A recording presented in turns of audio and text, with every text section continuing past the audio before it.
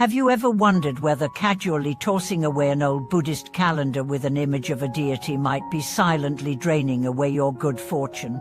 Or have you ever questioned if the discarded packaging with printed scriptures is just waste paper or something far more sacred? Welcome back to the channel. I'm grateful to have you here today as we explore a subject that may seem minor but carries tremendous spiritual and karmic weight. What happens when we handle Buddhist images, scriptures, and sacred artifacts with disregard? Today, we are diving deep into two powerful insights rooted in centuries of Buddhist wisdom. First, respecting the triple gem, the Buddha, the Dharma, and the Sangha, is not just a matter of religious etiquette, it's a reflection of the universal law of cause and effect. Second, karma doesn't merely stem from our actions, it also rises from our attitudes toward the sacred. Buddhist scriptures, images, and ritual objects are known as fields of merit.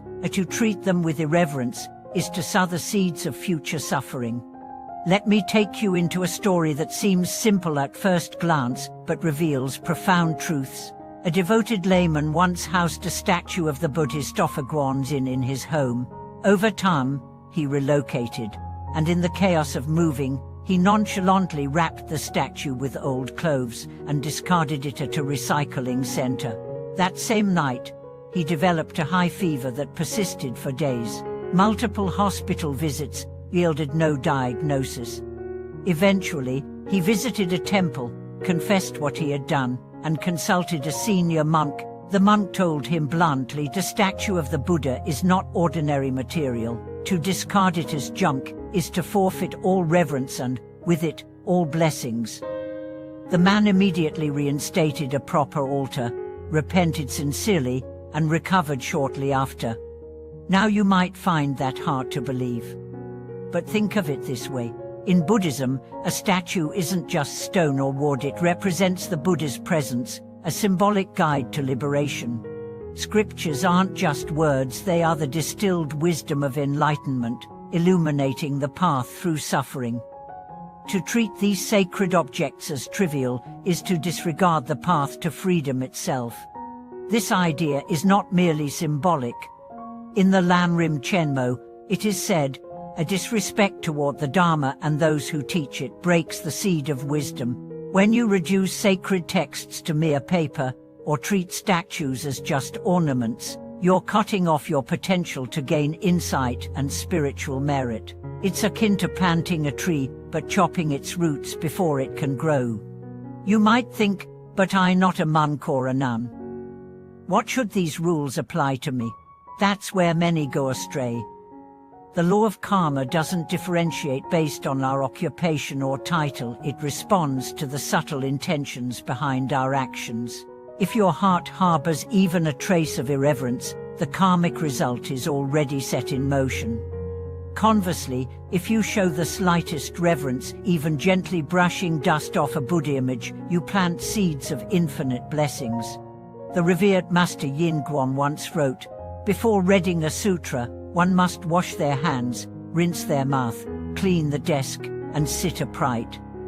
This isn't about ritual for ritual's sake. It's a demonstration of inner respect. If you recite the Buddha's name while your mind wanders, or read scriptures with careless posture and unclean surroundings, the merit of your recitation is inevitably compromised. Let's talk about what happens when old statues or scriptures are left unused. Many households have once had altars, but with renovations or relocations, these items are packed away, sometimes under piles of other household items, or stuffed in boxes. This isn't just poor storage, it's spiritual negligence.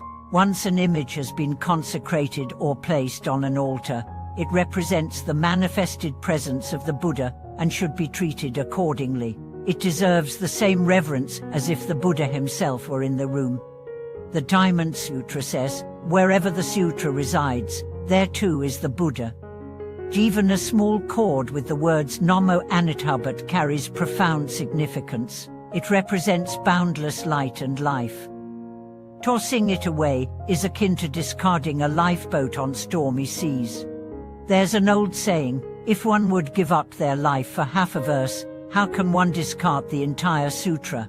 That's not poetic exaggeration. In monastic codes, it's explicitly written, if someone burns or destroys a damaged scripture, under the assumption that doing so is purifying, they are deluded. To incinerate a damaged sacred text is not purification, it is a grave karmic offense masquerading as devotion. So what should one do with broken or worn scriptures and images? The correct approach is clear: would bring them to a temple for proper handling, or consult a qualified monk. Never bury or trash them. If a sutra is too damaged to read, it should be respectfully burned in a clean location, with proper dedication as offered. Ideally, old scriptures should be passed on, copied anew, or given to a temple, so that their blessings continue rather than vanish. This process isn't about superstition, it's about extending our respect. It's your way of saying, though I can no longer house or use this sacred object, I still treat it with purity and honor. This respect becomes your shield against misfortune and a gateway to deeper wisdom. In the Good Life Sutra, the Buddha states, "The Tathagata is the treasury of all wisdom. Therefore, the wise should strive to venerate him with utmost diligence." Want wisdom? Want lasting peace? Then begin with respect. Let reverence become the gateway through which insight flows. Now consider this. When you casually toss away a calendar bearing an image of a Buddhist offer, you're not just discarding ink and paper. You're rejecting an invitation to spiritual transformation, and the consequences aren't limited to the metaphysical. They manifest as confusion, setbacks, illness, or inexplicable misfortunes. If you're skeptical, look around. People who live with reverence often radiate serenity, attract supportive relationships, and recover quickly from hardship. It's not magic. It's karmic causality at work. They treat their environment, their beliefs, and their actions with consistent integrity, and the universe responds accordingly. Take a moment to reflect. Do you have an old statue stashed away under clutter? A worn sutra you've neglected? If so, it's not too late to remedy it. Clean the item. Place it in a respectful spot. If you can't, bring it to a temple. Just the act of intention of choosing respect can begin reversing karmic depletion. A laywoman once shared that after properly disposing of several sacred items she'd stored carelessly for years, she noticed an immediate shift in her life. Her chronic health issues began to ease. Her relationships improved. Even her career took a surprising turn for the better. Was it coincidence? Or was it the restoration of reverence in her life? Ultimately, this is about more than objects. It's about how we relate to the sacred in our world. When we regard the Dharma as a living presence, it begins to speak through our lives. It enters our choices, our emotions, our relationships. Disrespect disconnects us from this flow, reverence reconnects us. And so I ask you again, are those discarded images truly meaningless? Or are they the bridges to blessings that you've unknowingly burned? Thank you so much for watching this video. I truly hope this has sparked reflection, not just about objects in your home, but about your attitude toward everything sacred. Have you ever experienced misfortune following a moment of spiritual negligence, or blessings following a small act of reverence? Please feel free to share your own stories in the comments below. If this content resonated with you, make sure to like, subscribe, and turn on notifications so you don't miss our next exploration into the wisdom that shapes our lives. I appreciate your time and support. Until next time, treat the sacred with care, and may your path be ever bright,